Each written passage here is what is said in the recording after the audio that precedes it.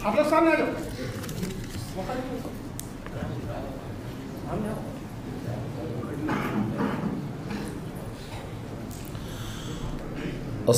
अलैकुम वरहमतुल्लाहि वबरकातुहू। अल्हम्दुलिल्लाहि रब्बिल आलमीन वस्सलातु वस्सलाम अला रसूलिहिल करीम अम्मा बाद। अनंत करुणामयुडु अपार कृपाशीलुडु सर्वलोकाలకు సృష్టికర్త భూమి ఆకాశాలను వాటి మధ్య ఉన్న సమస్తాన్ని 6 దినాలలో సృష్టించినవాడు పరమ పవిత్రుడు పరిశుద్ధుడైనటువంటి అల్లాహ్ యొక్క పవిత్ర నామముతో ప్రారంభం। అంతిమ దైవ ప్రవక్త ముహమ్మద్ రసూలుల్లాహ్ సల్లల్లాహు అలైహి వసల్లం వారిపై మరియు గతించిన ప్రవక్తలందరిపై మరియు ప్రవక్త రసూలుల్లాహ్ సల్లల్లాహు అలైహి వసల్లం వారి కుటుంబీకులపై మరియు ప్రవక్త సల్లల్లాహు అలైహి వసల్లం వారి ఉమ్మత్తులో సమస్త విశ్వాసులందరిపై అల్లాహ్ యొక్క శాంతి శుభాలు ఎల్లవేళలా కురియుగాక, ఆమీన్। సోదరులారా, నాకు ఇవ్వబడినటువంటి అంశము పాపాల యొక్క రంగులు, వాటి రూపాలు। సోదరులారా, ఈ భూమండలం మీద మానవులు పాపాలు చేయని వారంటూ ఎవరూ లేరు। ఎవరొకరు ఏదో ఒక సమయంలో ఏదో ఒక సందర్భంలో తప్పులకు, పొరపాట్లకు, పాపాలకు పాల్పడుతూనే ఉంటారు। అసలు మొట్టమొదటి మానవుడైనటువంటి హజరత్ ఆదం అలైహిస్సలాం వారితోనే పాపం జరిగింది। అల్లాహ్ సుబ్హానహు తఆలా ఖురాన్ గ్రంథంలో తెలియజేశాడు, వకుల్నా యా ఆదము ఉస్కున్ అంత వజౌజుకల్ జన్నత వకులా మిన్హా రగదన్ హైసు శి'తుమా వలా తకరబా హాదిహి షజరత ఫతకూనా మినద్-ظాలిమీన్। ఓ ఆదం, నువ్వు నీ భార్య ఇద్దరు కలిసి స్వర్గంలో ఉండండి, కోరింది తినండి, త్రాగండి। హాదిహి షజరత ఫతకూనా మినద్-ظాలిమీన్, కానీ మీకు వారించబడినటువంటి ఆ చెట్టు దరిదాపులకు కూడా మీరు వెళ్ళకండి అని అల్లాహ్ సుబ్హానహు తఆలా వారికి ఆదేశించడం జరిగింది। కానీ శైతాను వారిని మభ్యపెట్టి మోసగించి పాపంలోకి దించాడు। నేను మీ శ్రేయోభిలాషిని, నేను మీ మేలు కోరేవాణ్ణి, మీ మంచి కోరేవాణ్ణి, మీ స్నేహితుణ్ణి, నా మాట వినండి, ఆ చెట్టు దగ్గరికి వెళ్ళి మీరు ఆ ఫలాలను తింటే మీరు దైవదూతల్లో చేరిపోతారు అని నమ్మించి వంచాడు। ఎప్పుడు కూడా శైతాను నేను మీ శత్రువునని రాడు, మానవుడు చేత పాపాన్ని ఎలా చేయిస్తాడో ఆ పాపాన్ని అందంగా కనిపించేలా చేస్తాడు, అందంగా కనిపించేలా చేసి ఆ పాపం వైపునకు పురికొల్పుతాడు। అప్పుడు లోన ఉన్నటువంటి నష్టాన్ని మరిచిపోయిన మనిషి శైతాని యొక్క అందమైనటువంటి ఆ మాటలకు లొంగిపోయి పాపానికి ఒడిగట్టడం అనేది జరుగుతుంది సోదరులారా। కానీ అల్హమ్దులిల్లాహ్ ఆదం అలైహిస్సలాం వారు తౌబా చేసుకున్నారు। ఫతలక్కా ఆదము మిర్ రబ్బిహి కలిమాతిన్ ఫతాబ అలైహి ఇన్నహు హువత్ తవ్వాబుర్ రహీం। ఎప్పుడైతే శైతాను మోసగించాడో, పాపంలోకి దించాడో, వెంటనే తాను చేసిన తప్పుపైన పాశ్చాత్తాపం చెందాడు। అల్లాహ్, మా ద్వారా తప్పైపోయింది, మమ్మల్ని క్షమించండి అని ఆ తౌబా పలుకులు కూడా అల్లాహనే నేర్పించాడు। రబ్బనా ظلمنا انفسنا وان لم تغفر لنا وترحمنا لنكونن من الخاسرين। అల్లాహ్, మా స్వయానికి మేము అన్యాయం చేసుకున్నాము, నీవు గనక కరుణించకపోతే, క్షమించకపోతే మేము నాశనం అయిపోతాము, దుర్మార్గుల్లో చేరిపోతామని అల్లాహ్తో తౌబా చేసుకున్నారు. అల్లాహ్ సుబ్హానహు వ తఆలా వారిని క్షమించాడు. కానీ శైతాను కూడా ధిక్కరించాడు. అయితే అల్లాహ్తో తౌబా చేసుకోలేదు, క్షమాపణ అడగలేదు, గడువు అడిగాడు. కావున తప్పు జరిగిపోయిన తరువాత తౌబా చేసుకోవడము ఆదం అలైహిస్సలాం వారి యొక్క లక్షణం. తప్పు జరిగిపోయిన తరువాత కూడా తౌబా చేసుకోకపోవడము, దానిపైన హాటం చేయడము శైతాను యొక్క లక్షణం. మనలో చాలా మంది అంటూ ఉంటారు, నేనేం పాపం చేశానండి, నేను ఎవరినైనా చంపానా, ఎవరిదైనా తిన్నానా, ఎవరిదైనా అన్యాయంగా లాక్కున్నానా, నేనేం పాపం చేశాను అంటాడు. నువ్వు చేసిన పాపం ఏంటో తెలుసా?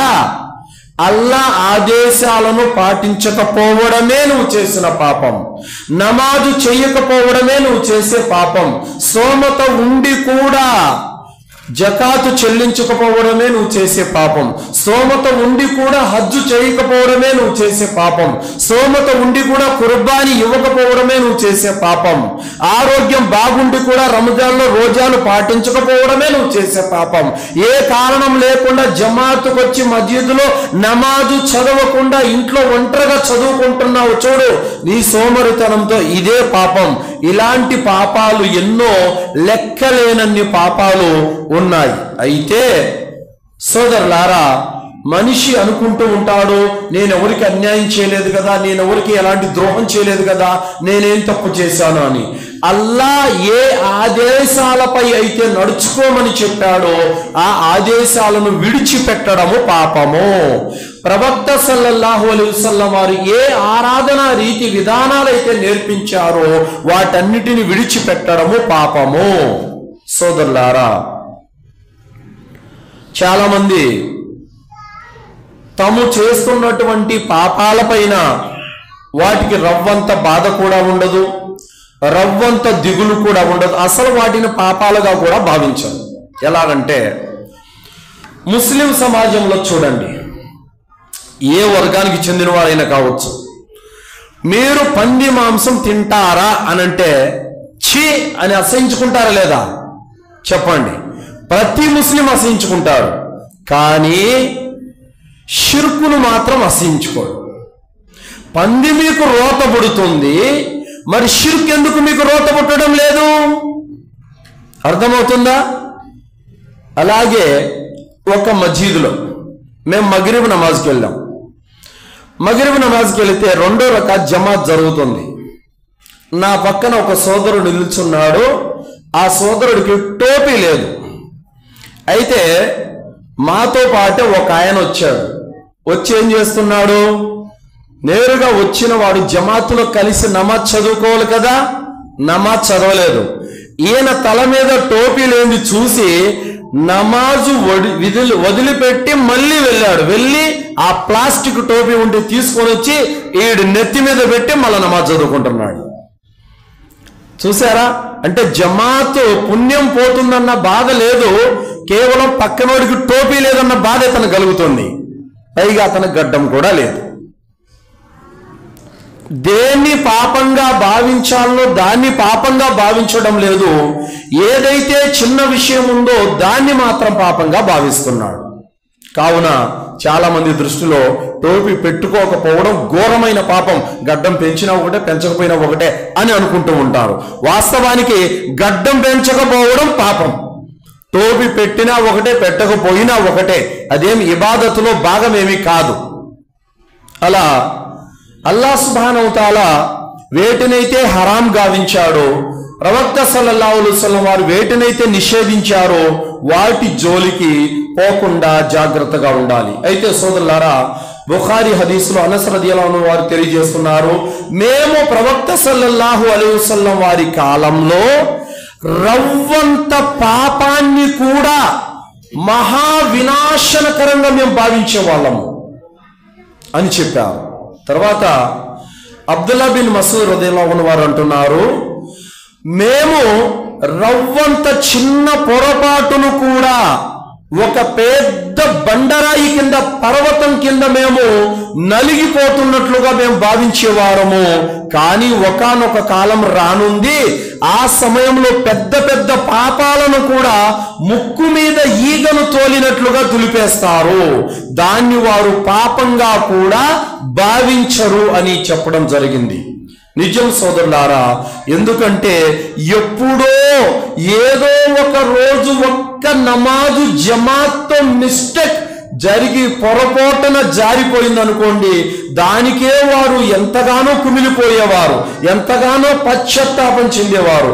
కానీ ఈరోజు రోజుల తరబడి మనకు జమాత్తో నమాజు లేదు, సమయానికి నమాజ్ చదవడం లేదు, రవ్వంతా కూడా పశ్చాత్తాపం అనేది మన హృదయాల్లో కలగట్లేదంటే అది ఇదే. వారు పాపాన్ని వినాశనకరంగా భావించే వాళ్ళు, మనం మాత్రం ముక్కు మీద ఈగను తోలినట్లుగా తోలేస్తున్నాము. సోదరులారా, దైవ ప్రవక్త ముహమ్మద్ రసూలుల్లా సల్లల్లాహు అలైహి వసల్లం వారు ఒకానొక సందర్భంలో మెంబర్ ఎక్కుతూ ఆమీన్ ఆమీన్ ఆమీన్ అని చెప్పారు. ఎందుకు చెప్పారు? జిబ్రైల్ అలైహిస్సలాం వారు వచ్చారు, ముగ్గురు మీద శాపం పెట్టి వెళ్ళారు, అందుకు నేను ఆమీన్ చెప్పానన్నారు. ఎవరైతే రమదాను మాసంలో అకారణంగా ఉపవాసాలు విడిచిపెట్టారో, ఎవరైతే రంజాను మాసంలో ఉండి కూడా దాని పుణ్యాన్ని పొందలేదో అలాంటి వారు నాశనమవుగాక అన్నారు. తర్వాత వృద్ధాప్యంలో ఉన్న తల్లిదండ్రులు ఉండి కూడా వారి బాగోగులు పట్టించుకోలేదో వారు నాశనమైపోవుగాక అన్నారు. ప్రవక్త సల్లల్లాహు అలైహి వసల్లం వారు పేరు వినబడిన తరువాత కూడా ఎవరైతే దరూదు చదవలేదో వారు కూడా నాశనమైపోవుగాక అన్నారు. ఈ ముగ్గురు మీద శాపం పెట్టారు. చూడండి, ప్రవక్త ముహమ్మద్ రసూలుల్లా సల్లల్లాహు అలైహి వసల్లం వారు పేరు రాగానే మనలో ఈరోజు ఎంతమంది దరూద్ చదువుతున్నారు? కనీసం సల్లల్లాహు అలైహి వసల్లం అని ఆ చిన్న పదాన్ని కూడా పలకటానికి బద్ధకంతో నిర్లక్ష్యంతో ఉన్నవారు ఎంతమంది లేరు మనలో? చెప్పండి. చూడటానికి ఎంత చిన్న విషయం ఇది, కానీ దాని రూపం ఎంత పెద్దది. అల్లాహ్ యొక్క శాపం ఉంది. చూసారా? చిన్న మాట ప్రవక్త సల్లల్లాహు అలైహి వసల్లం వారు పేరు తర్వాత పలకని కారణంగా అల్లాహ్ శాపమే వారి మీద ఉందంటే దాని రూపం ఎంతదో ఒక్కసారి ఆలోచించండి సోదరులారా. ఇందాక మౌలానా ఫోన్ గురించి కూడా చెప్పారు. ఫోన్ మంచిదే, మన అవసరాలు తీరుస్తుంది, మనకు ఉపయోగపడుతుంది. కానీ నీ ప్రపంచ అవసరాలు ఒకవైపు తీరుస్తూనే నీ పరలోకాన్ని అది పాడు చేస్తుంది. అంటే ఈరోజు చాలా మంది ఫజర్ నమాజుకు రాలేకపోవటానికి కారణం ఈ ఫోన్ అని చెప్పచ్చు. ఎందుకంటే రాత్రులు 11, 12, 1 గంట 2 వరకు ఫోన్లోనే ఉండిపోయి ఇక ఇంకో గంటకు 2 గంటలకు ఫజర్ అజాన్ వస్తుంది అనగా ఆ సమయంలో మనం నిద్రపోవడం జరుగుతుంది. చూసారా? ఫోన్ అవసరాలు తీరుస్తుంది, కానీ నీ పరలోకాన్ని ఒకవైపు పాడు చేస్తుంది. నీవు నిద్రపోని కారణంగా, ఆ ఫోన్ చూస్తూ అలాగే ఉండిపోయిన కారణంగా పొద్దున్నే నీపై విధిగావించబడినటువంటి ఆరాధనను నువ్వే కొట్టేస్తున్నావు. దైవ ప్రవక్త ముహమ్మద్ రసూలుల్లా సల్లల్లాహు అలైహి వసల్లం వారు చెప్పారు, 3 కారణాల చేత తప్ప ఏ కారణం చేత కూడా ఇషా నమాజు తర్వాత మేలుకొని కబుర్లు చెప్పుకోవడాన్ని ప్రవక్త సల్లల్లాహు అలైహి వసల్లం వారు ఒప్పుకునేవారు కాదు. ఈ 3 కారణాలు ఏమిటి? ఎవరైనా మీ ఇంటికి అతిథి వస్తే వారితో మీరు మాట్లాడుతూ గడపవచ్చు. అంటే అతిథులు ఎప్పుడో ఒకసారి ఇంటికి వస్తారు, ఆ సమయంలో మనం వారితో మాట్లాడవచ్చు. ఇక రెండోది, ధార్మిక కార్యకలాపాల్లో సభల సమావేశాల కారణంగా జ్ఞానం నేర్చుకున్న కారణంగా మీరు మేలుకోవచ్చు. మూడోది, భార్యతో సంతోషంగా గడపడానికి మేలుకోవచ్చు. ఈ 3 కారణాల చేత ఇషా తర్వాత కొంత సమయం వరకు మేలుకోవచ్చు. ఈ 3 కారణాల మినహా ఇక ఏ కారణం చేత కూడా ఇషా నమాజు తర్వాత మేలుకొని కబుర్లు చెప్పుకోవడాన్ని ప్రవక్త సల్లల్లాహు అలైహి వసల్లం వారు అసహ్యించుకునేవారు. మరి ఈ రోజు నువ్వు 12 వరకు 1 గంట వరకు ఫోన్ వాడుతూ మనం అలాగే మేలుకొని ఆ నిద్ర భంగం కలిగి ఉదయాన్నే సమయాన్ని అల్లా యొక్క ఆరాధన ఎగ్గొట్టేస్తున్నామంటే ఇది ఎంత ఘోరమైన పాపమో ఒక్కసారి ఆలోచించండి. ఫోను మంచిదే చూడటానికి, ప్రపంచంగా నీ అన్ని అవసరాలు తీరుస్తుంది, కానీ నీకు తెలియకుండానే నీ పరలోకాన్ని పాడు చేస్తుంది. తర్వాత ఫోను మస్జిద్కి తీసుకొస్తారండి.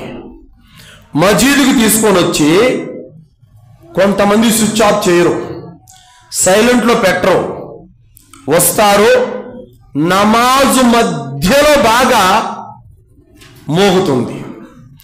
అప్పటి వరకు అందరూ నిశ్శబ్దంగా ఏకాగ్రతతో నమాజు చదువుకుంటూ ఉంటారు. అల్హమ్దులిల్లా. ఎప్పుడైతే ఫోన్ రింగ్ అవుతుందో మొత్తం అందరి నమాజులో కలకలం. ఒక్కసారిగా అందరి నమాజు ఏకాగ్రత కోల్పోతుంది. చిన్న విషయం అనుకుంటున్నారా? ఇదే మీ దృష్టిలో చాలా చిన్న విషయం అనుకుంటున్నారు కదా? ఎంతమంది నమాజు ఏకాగ్రతను దెబ్బతీసినటువంటి నువ్వు పాల్పడింది మామూలు పాపం కాదు. ఇది నీ నిర్లక్ష్యం కారణంగా, నీ సోమరితనం బద్ధకం కారణంగా ఆ ఫోను సైలెంట్లో పెట్టనందుకు అందరి నమాజు ఏకాగ్రతను పాడు చేసిన పాపాన్ని నువ్వు మూటగట్టుకుంటున్నావు. ఎన్నిసార్లు చెప్తారు మౌలవీ సాబులు, ఫోన్ స్విచ్ ఆఫ్ చేయండి, ఫోన్ సైలెంట్లో పెట్టుకోండి అని. అయినప్పటికీ కూడా దాని పట్ల ఏ మాత్రం కూడా శ్రద్ధ లేదు. అలాగే వచ్చేస్తారు, అందరి యొక్క నమాజును కూడా పాడు చేస్తూ ఉంటారు. ఇది సరైనటువంటి విధానం కాదు. మీ దృష్టిలో ఇది చిన్నదే, కానీ అందరి నమాజు ఏకాగ్రతను మీరు దెబ్బతీసిన వారయ్యారు. అల్లాహ్ దగ్గర రేపు మీరు దీనికి గాను జవాబు చెప్పుకోవలసినటువంటి పరిస్థితి ఉంటుంది సోదరులారా. ఫోన్ మొత్తం యూట్యూబ్ ఆన్ చేసిన మ్యూజికే, ఫేస్బుక్ ఆన్ చేసిన మ్యూజికే. ఎలా అయిపోయిందంటే చాలా మంది అంటూ ఉంటారు, మ్యూజిక్ లేదే నిద్ర రావడం లేదని అంటారు. మ్యూజిక్ లేదే నిద్ర రావడం లేదని అంటారు. మ్యూజిక్ లేదే టైం పాస్ కావడం లేదంటున్నారు. ప్రతి చోట మ్యూజిక్ మ్యూజిక్ మ్యూజిక్ మ్యూజిక్ ఇస్లాంలో హరాం. ఆ హరాంని ఇతను హలాలుగా చేసుకున్నటువంటి సందర్భాలు మనం చూస్తున్నాము. అందుకే ప్రవక్త సల్లల్లాహు అలైహి వసల్లం వారు అన్నారు, సారాయి, వ్యభిచారము, సంగీతం ఇవన్నీ కూడా నా ఉమ్మతు హలాల్ చేసుకున్నంత వరకు ప్రళయం రాదని చెప్పారు. ఈరోజు టీవీలో మ్యూజికే, ఫోన్లో మ్యూజికే, కనీసం మస్జిద్కు వచ్చినా కూడా రింగ్ టోన్లు మ్యూజికే, ప్రతి చోట మ్యూజిక్ మ్యూజిక్. సోదరులారా, వీటిని అరికట్టాల్సినటువంటి బాధ్యత మన మీద ఉంది. చాలా మంది మంచిని అందరూ బోధిస్తారండి. వల్తకుమ్ మిన్కుమ్ ఉమ్మతున్ యదుఊన ఇలల్ ఖైర్ వయఅమురున బిల్ మఅరూఫ్ వయన్హౌన అనిల్ మున్కర్ వఉలైక హుముల్ ముఫ్లిహూన్. మంచిని అందరూ బోధిస్తారు, కానీ చెడును ఆపేదెవరు? చెడును ఆపేదెవరు?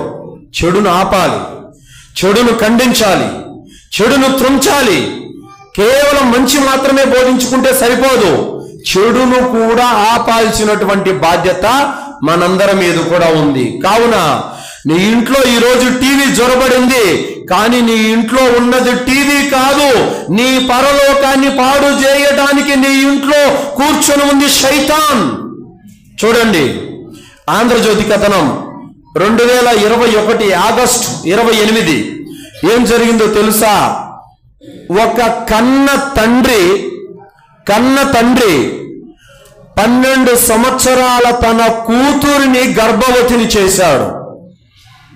ఆమె గర్భవతి అయిన తర్వాత బయటపడడంతో తల్లి నిలదీసిందని తల్లిని కర్రతో కొట్టి చంపేశాడు. తర్వాత కూతురు అడ్డొచ్చిందని కూతురును కూడా చంపేశాడు. అలాగే 2023 జనవరి ఆంధ్రజ్యోతి కథనం, 8 సంవత్సరాల కూతురు మీద కన్న తండ్రి రేపు. 1 కాదు 2 కాదు, మీరు న్యూస్ చూశారంటే ఇలాంటి కోకొల్లలు కనిపిస్తూ ఉంటాయి. కంటికి రెప్పలా కాపాడుకోవలసినటువంటి ఒక తండ్రి కన్న కూతురునే కాటేసే దౌర్భాగ్యమైన పరిస్థితి ఎందుకు వచ్చిందో తెలుసా? ఎవరు దీనికి బాధ్యులు? సినిమాలు. ఒక టీవీ పెట్టాడంటే ఏముండదు, పైన ఒక బెత్తడు, కింద ఒక బెత్తడే వస్త్రం, ఇంకేమీ ఉండదు. ఇలాంటి అశ్లీల చిత్రాలు చూస్తూ అమ్మ అక్కడే, నాయన అక్కడే, తమ్ముడు అక్కడే, అన్న అక్కడే, చెల్లి అక్కడే, అక్క అక్కడే, అందరూ కూర్చొని చూస్తూ ఉంటారు. ఆ అశ్లీల పాటలు చూస్తూ చూస్తూ చూస్తూ వీడిలో కామ కోరికలు రేగిన తరువాత ఇంకా ఎవరు లేనప్పుడు అక్క లేదు, చెల్లి లేదు, అమ్మ లేదు, ఎవరు లేదు. ఇంకా ఎందుకు జరుగుతున్నాయి అఘాయిత్యాలు తెలుసా? సమాజాన్ని నాశనం చేస్తున్నారు, భ్రష్టు పట్టిస్తున్నారు. మీ దృష్టిలో టీవీ అనేది చిన్న విషయమే కావచ్చు, కానీ దాని రూపం, దాని పరిమాణం మాత్రం చాలా పెద్దది, దాని నష్టం మాత్రం చాలా పెద్దది, ఊహించలేనిది. వావి వరుసలు మరిచి మానవ మృగాల వలె కన్న తల్లిని చూడడం లేదు, కడుపున పుట్టినటువంటి బిడ్డని చూడడం లేదు, రక్తం పంచుకు పుట్టిన తోబుట్టువని కూడా చూడడం లేదు. ఎందుకు ఈ యొక్క మారణ హోమాలు జరుగుతున్నాయి? ఎందుకు ఈ యొక్క రేపులు జరుగుతున్నాయి? కారణం ఏంటి? అశ్లీలం, సినిమాలు. ఏ ప్రోగ్రాం చూసినా, ఏ మూవీ చూసినా మొత్తం అంతా అశ్లీలమే. ఈ వ్యభిచారాన్ని, ఈ దుర్మార్గాన్ని మన నుండి రూపుమాపాల్సినటువంటి అవసరం ఎంతైనా ఉంది. బడికెళ్ళే 12-13 సంవత్సరాల కుర్రాడు, వాడికి తెలియదు పాపం అభం శుభం ఏమీ తెలియదు. గోడ మీద వాల్ పోస్టర్ చూస్తాడు హీరోయిన్ది. ఆ పసి హృదయంలో ఏం ఆలోచన పుడుతుంది వాడికి? ఎందుకు ఇలాంటి విపత్కరమైనటువంటి దుర్మార్గపు సంఘటనలు జరుగుతున్నాయి? ఎవరో కడుపు నింపుకోవడానికి, ఎవరో వ్యాపారం చేసుకోవడానికి సమాజాన్ని భ్రష్టు పట్టిస్తున్నారు. వారికి మళ్ళీ అవార్డులు, పద్మశ్రీ అవార్డులు, మళ్ళీ ఏం సాధించారనో, ఏమి వెలగబెట్టారనో. సోదరులారా, ముస్లింలమైనటువంటి మనం మన ఇంట్లో ఈ టీవీలు లేకుండా చేయాలి. మన ఇంట్లో ఈ సినిమాలు, సీరియళ్ళు, ఇలాంటి ప్రోగ్రాములు నడవకుండా చేయాలి. ఎక్కడ హరాంకు దూరంగా ఉన్నావు? టీవీ ఉంటే మ్యూజిక్ ఉన్నట్టే, టీవీ ఉంటే వ్యభిచారం ఉన్నట్టే, టీవీ ఉంటే మొత్తం అశ్లీలం ఉన్నట్టే. ఆ టీవీల మోజులో పడిపోయి, ఆ సినిమాల మోజులో పడిపోయి, ఈ సీన్ అయిపోయిన తర్వాత మళ్ళీ వెళ్తా నమాజ్కి, అప్పటికి జమాత్ అయిపోయి ఉంటుంది. లాభం ఏముంది? సోదరులారా, ఇలాంటి వాటిని మనము ఖచ్చితంగా రూపుమాపాల్సినటువంటి అవసరము ఎంతైనా ఉంది. చూడ్డానికి చాలా చిన్న తప్పులే, చిన్న పాపాలే, కానీ వాటి యొక్క పరిమాణం మాత్రం చాలా పెద్దగా ఉంటుంది. వాటిని ఖచ్చితంగా మనము ఆపవలసినటువంటి అవసరం ఎంతైనా ఉంది. సోదరులారా, అలాగే బిద్అత్ కూడా పైకి మంచిగానే కనిపిస్తుంది. పైకి ఎవరైనా చూస్తే చాలా మంచిగా ఆరాధన చేస్తున్నాడని చెప్పేసి అనిపిస్తుంది. కానీ దాని నష్టం ఎలాంటిది, దాని రూపం ఎలాంటిది మనము ప్రతి జుమ్మాలో ఇమాం సాబ్ ఖుత్బాలో చదువుతూ ఉంటారు. వకుల్లు బిదాతిన్ దొలాల వకుల్లు దొలాలతిన్ ఫిన్నార్. ప్రతి నూతన కార్యము మార్గభ్రష్టత్వం, ప్రతి మార్గభ్రష్టత్వం నరకానికి తీసుకెళ్తుంది. ప్రవక్త సల్లల్లాహు అలైహి వసల్లం వారు చెప్పారు, బిదాత్ అనేది ఖురాన్ మరియు హదీసులతో, ప్రవక్త జీవితంతో, సహాబాల జీవితంతో ఏమాత్రం సంబంధం లేనటువంటి ఒక నూతన కార్యం బిదాత్. అల్లాహ్ ప్రవేశపెట్టనిది, ప్రవక్త ఆదేశించనిది, ప్రవక్త చేయమని చెప్పనిది ఓ నూతన కార్యమే బిదాత్. ఇది మనిషి చేయకూడదు. ఒకవేళ చేసినట్టయితే అది నరకానికి తీసుకెళ్తుంది. సోదరులారా, చూడండి, బక్రీద్ పండుగ రోజున ఒక వ్యక్తి ఏం చేశాడు? బక్రీద్ పండుగ రోజున ఒక వ్యక్తి ఏం చేశాడు? పండగ నమాజు ముందరే కుర్బానీ ఇచ్చేశాడు. దైవ ప్రవక్త ముహమ్మద్ సల్లల్లాహు అలైహి వసల్లం వారు ఏమన్నారు? ఆ కుర్బానీ చెల్లదు, దాని స్థానంలో మరొక జంతువుని ఇవ్వాల్సిందే అన్నారు. అదేంటి? బక్రీద్కి ఎవరైనా జంతువే కదా కుర్బానీ ఇచ్చేది, మరి అతను ఎందుకు చెల్లదు? పండగ నమాజు ముగించిన తరువాత కుర్బానీ ఇవ్వడం ప్రవక్త సున్నత్, ప్రవక్త విధానం. ఇతను ఏం చేశాడు? ప్రవక్త విధానానికి వ్యతిరేకంగా పండగ నమాజు ముందరే ఇచ్చేశాడు. అర్థమవుతుందా? చేసింది ఒకటే, మనం ఇచ్చేది జంతువే, అతను ఇచ్చింది కూడా జంతువునే. మనం చేసేది అల్లాహ్ కోసమే, అతను చేసేది అల్లాహ్ కోసమే. కానీ ఇక్కడ ప్రవక్త విధానం అనేది ఒకటి ఉంది. దాన్ని దాటిపోతే అది పాపం అవుతుంది. కావున పైకి చూడడానికి పుణ్యకార్యంగానే ఉంటుంది, ఆరాధనగానే ఉంటుంది. కానీ అది బిదాత్ విధంగా ఉన్నట్లయితే గనక అది పాపం అవుతుంది సోదరులారా. అలాగే మజీదులో కొందరు భూమిగా గూడి కంకర్రాళ్ళు పిడికిళ్ళు ఎందాక తీసుకొని సుబ్హానల్లా సుబ్హానల్లా అల్హమ్దులిల్లా అల్హమ్దులిల్లా అని జిక్ర్ చేస్తున్నారు. అందరూ గ్రూపులుగా కూర్చున్నారు. అబ్దుల్లా బిన్ మసూద్ చూశారు. చూసి అరే మీరేం చేస్తున్నారు ఇక్కడ అన్నారు. ఏం లేదంటే మేము తస్బీహ్ చేస్తున్నామన్నారు. తస్బీహ్ చేస్తున్నారా? తస్బీహ్ చేసే విధానం ఇదే, గులకరాలతో? అవునండి చేస్తున్నామని చెప్పారు. ఇక అబ్దుల్లా బిన్ మసూద్ రజియల్లాహు అన్హు వారి కోపం వచ్చింది. మీ పాడుగాను మీరు నాశనమైపోను. ప్రవక్త సల్లల్లాహు అలైహి వసల్లం వారు ఇంకా ఆయన మన మధ్య నుండి వెళ్ళిపోయి కొద్ది రోజులు కూడా కాలేదు. ఆయన బట్టలు కూడా ఇంకా సమసిపోలేదు. ఆయన తిన్న కంచం కూడా ఇంకా విరిగిపోలేదు. అప్పుడే మీరు బిదాత్ మొదలు పెట్టేశారా అని చెప్పేసి వారిని మెడబట్టి బయటికి గించేశారు. సోదరులారా, బిదాత్ అనేది ఎలాంటిదో తెలుసా? అల్లాహ్ కోసం చేసినట్లుగానే కనబడుతుంది, పుణ్యకార్యంగానే కనబడుతుంది, మంచి పనిగానే కనబడుతుంది. కానీ దానికి ఎలాంటి పుణ్యం రాదు, పైగా నరకానికి వెళ్ళవలసినటువంటి పరిస్థితి వస్తుంది. కావున ఏదైనా ఒక పని చేసేటప్పుడు ఇది ప్రవక్త జీవితంలో ఉందా లేదా, దీని ప్రవక్త ముహమ్మద్ సల్లల్లాహు అలైహి వసల్లం ఆచరించారా లేదా, ఇది మనకు ధర్మ సమ్మతమా కాదా అని 1కి 10 సార్లు ఆలోచించాలి. నువ్వు ఫోన్ కొనడానికి వెళితే 1కి 10 మందిని కనుక్కొని విచారించి మరి ఒరిజినల్ కొనుక్కుంటావే. అదే బట్టలు కొనాలన్నా, షూస్ కొనాలన్నా, ఏ వస్తువు కొనాలన్నా 1కి 10 సార్లు రీసెర్చ్ చేసుకుంటావే. మరి ధర్మం విషయంలో జాగ్రత్త ఏమైంది? గుడ్డిగా అనుసరణ చేయడం అనేది ధర్మంలో పనికిరాదు సోదరులారా. కావున బిదాత్ అనేది నరకానికి తీసుకెళ్తుంది. పైకి మంచిగానే కనిపిస్తుంది, కానీ దాని యొక్క పరిణామం నరకానికి తీసుకెళ్తుంది సోదరులారా. అలాగే రియాకారి, చూపుగోలు ప్రదర్శన.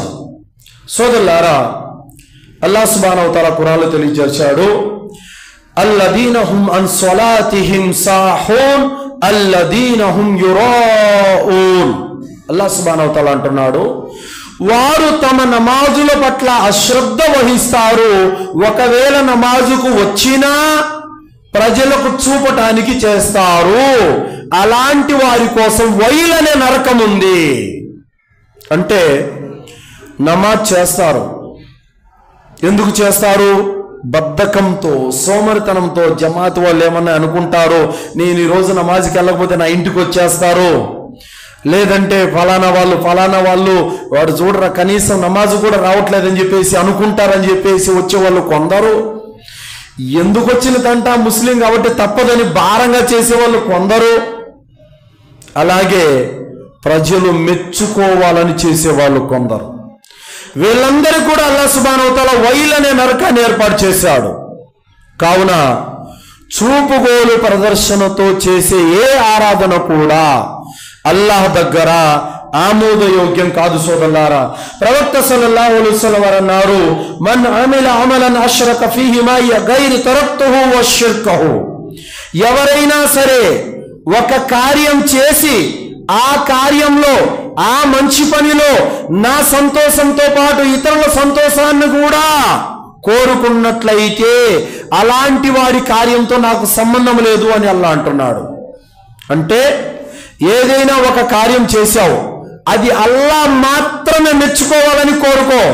అల్లాహ్తో పాటు ఊరి వాళ్ళు కూడా మెచ్చుకోవాలి, అల్లాహ్తో పాటు ఇంకా వారు కూడా పొగడాలి అన్నటువంటి ఆలోచన మదిలో వచ్చిందో నీ కార్యము వృధా, అది ఎంతదైనప్పటికీ కూడా.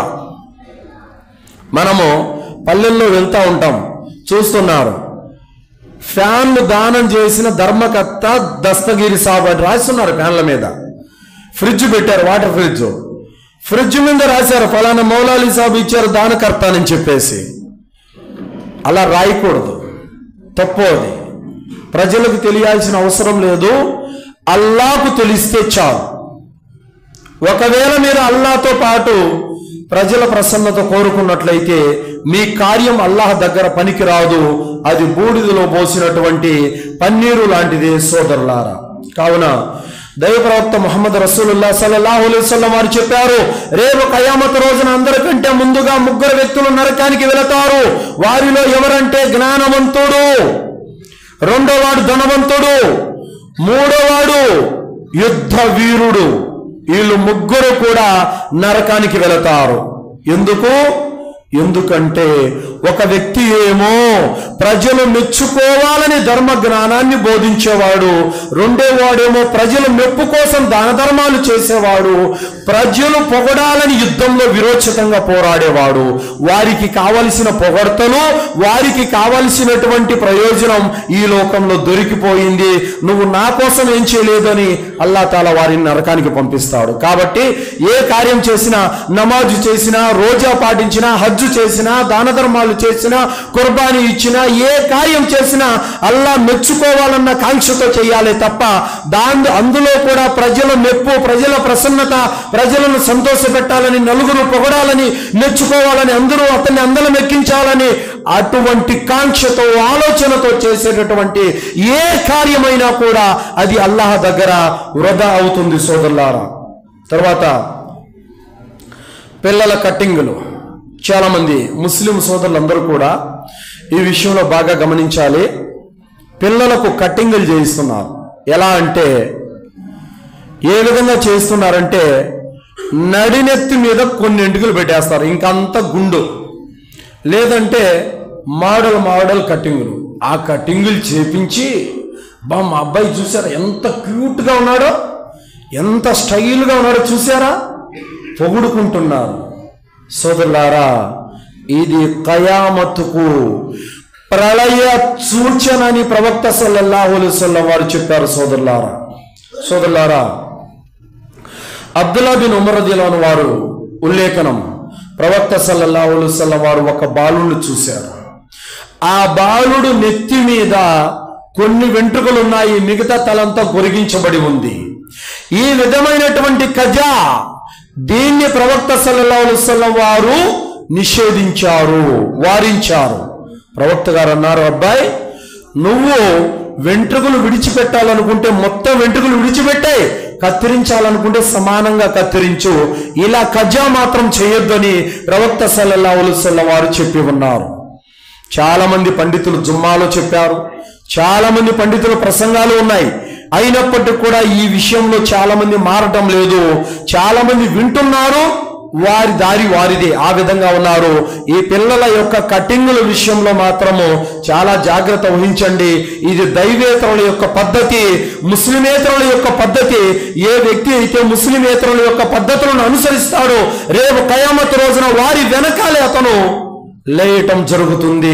వారు నరకానికి వెళితే ఈడు కూడా రేపు నరకానికి పోవలసిందే. కావున సోదరులారా, ఇస్లాంలో ఏది హలాలో ఏది హరామో తెలుసుకోవాల్సినటువంటి బాధ్యత నీ మీద ఉంది సోదరులారా. కావున ఇలాంటి విషయాలకు ఖచ్చితంగా దూరంగా ఉండాలి. అలాగే సోదరులారా, చాలామంది పరదా విషయాల్లో కూడా, అంటే ఇప్పుడు పిల్లల్ని పంపిస్తూ ఉంటారు. జరిగిన వాస్తవం చెప్తున్న సోదరులారా, చూడండి, కేవలం ఒక మండలంలోనే ఒక్క సంవత్సరంలో 8 మంది అమ్మాయిలు ముస్లిమేతరుల అబ్బాయిలతో వెళ్ళిపోయారు. రిజిస్టర్ ఆఫీసులో భూమి రిజిస్ట్రేషన్ కోసం అని వెళితే అక్కడ రిజిస్టర్ మ్యారేజ్ మొత్తం ఫోటోలు చూస్తే ఒకే సంవత్సరంలో 8 మంది ముస్లిం అమ్మాయిలు ముస్లిమేతరుల అబ్బాయిలతో వెళ్ళిపోయి ఉన్నారు.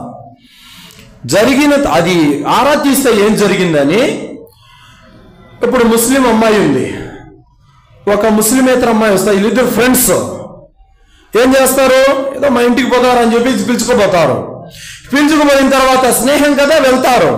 అక్కడికి వెళ్ళిన తర్వాత అమ్మాయి వాళ్ళ అన్నయ్య వాళ్ళ తమ్ముడే ఉంటాడు, అక్కడ ఒక ఫోన్ నెంబర్ తీసుకుంటారు. ఇంకా ఆ విధంగా చాటింగ్, ఈ విధంగా పరిచయాలు, అందులో 3 అమ్మాయిలకి ఇలాగే పరిచయాలు ఏర్పడ్డాయి. సోదరులారా, ముస్లిమేతర యొక్క అమ్మాయిలతో కూడా మీ కూతుళ్ళను పంపడం డేంజరే, కాపాడుకోండి. నాన్న, నేను ఫలానా అబ్బాయిని ప్రేమించాను, నువ్వు గనక ఒప్పుకొని పెళ్లి చేయకపోతే నేను లేచిపోతాను అని మీ నెత్తి మీద పిడుగు లాంటి వార్త వేయకముందే మీరు జాగ్రత్త పడండి. సోదరులారా, సమాజంలో ఎలాంటి విపత్కరమైనటువంటి పరిస్థితులు, ఉపద్రవాలు మనం చూస్తున్నామంటే ముస్లిం సమాజం మీద ఎలాంటి విపత్తులంటే వడ్డించబడినటువంటి విస్తరి మీద ఆకలిగొన్న వారు ఏ విధంగా వచ్చి దూకి లాక్కొని పీక్కొని తింటారో ఆ విధంగా ముస్లిం సమాజం మీద ఉపద్రవాలు చెలరేగుతాయని ప్రవక్త సల్లల్లాహు అలైహి వసల్లం వారు అన్నారు. కావున ఈ ప్రేమలు, ఈ లేచిపోవడాలు, కొత్త కొత్త పరిచయాలు, ముస్లిమేతరులతో సావాసాలు, ఇవన్నీ కూడా ఇలాంటి కీడులని సృష్టిస్తాయి. కానీ పైకి మీకు అవేవి కనిపించవు, కానీ వాటి తీవ్రత, ఆ నష్టాన్ని మీరు అనుభవించిన రోజున ఖచ్చితంగా మీరు బాధపడవలసినటువంటి పరిస్థితి వస్తుంది.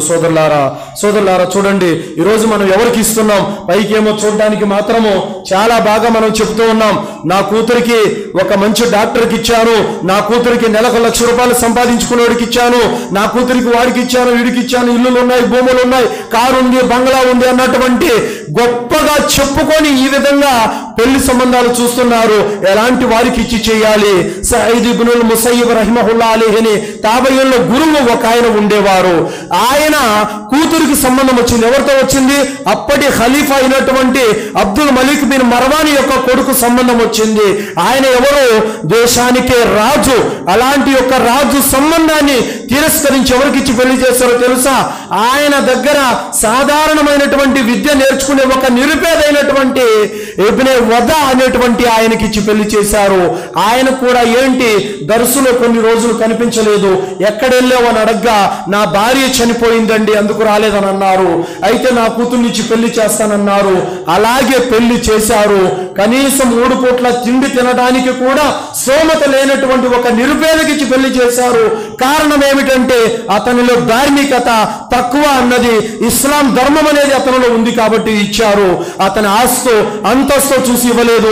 అదే ఒకవేళ మనం గనక అయితే ఏ గొప్పింటి సంబంధము వస్తే ఎగిరి గంతులేసి మనము వారికి ఇచ్చేస్తాం సంతోషంతో. కానీ వారు మాత్రం ధార్మికతను చూశారు. కావున మోసల్లాహు వారు ఏమన్నారు? మీరు ఏదైనా సరే పెళ్లి చేసుకునేటప్పుడు కొందరు అందం చూస్తారు, కొందరు బలగం చూస్తారు, ఆస్తి చూస్తారు, కొందరు ధార్మికత చూస్తారు.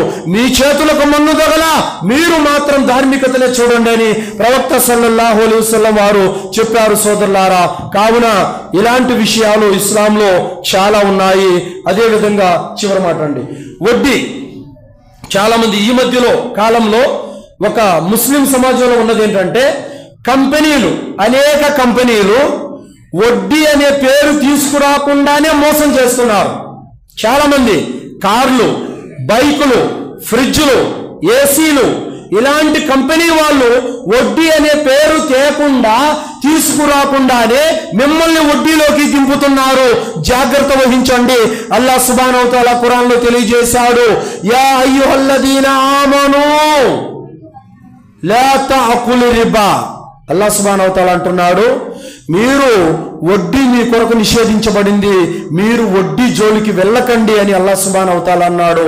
కానీ ఈరోజు వాళ్ళకు బాగా తెలుసు, కంపెనీ వాళ్ళకి వడ్డీ అంటే ముస్లింలు ముట్టుకోరు, తగలరని చెప్పేసి వాళ్ళు వడ్డీ పేరు చెప్పడం లేదు. అడిగేవాడు కూడా ఫోన్ చేస్తాడు, మౌల్ సాబ్ ఈ విధంగా నేను ఫలానా బైక్ కొనాలనుకుంటున్నాను, మీరేమంటారు, వడ్డీ పడుతుంది వద్దే అంటే, అలా కాదు మౌల్ సాబ్, దానికి వడ్డీ పడదు. మౌల్ సాబ్కే ఏం నచ్చ చెప్తాడు. మౌల్ సాబ్ చెప్పినట్టు వినడు. మౌల్ సాబ్ ఇంకా ఈయనకు అనుకూలంలో సమాధానం ఇచ్చేంత వరకు ఇంకా చెబుతూనే ఉంటాడు ఇవన్నీ. ఆయన సరేలే ఇంకా వడ్డీ లేకపోతే తీసుకునే విధంగా ఆయన నుండి సమాధానం వచ్చినంత వరకు ఇంకా అడుగుతూనే ఉంటాడు. ఇవి కూడా సమాజంలో మనం చూస్తూ ఉన్నాము.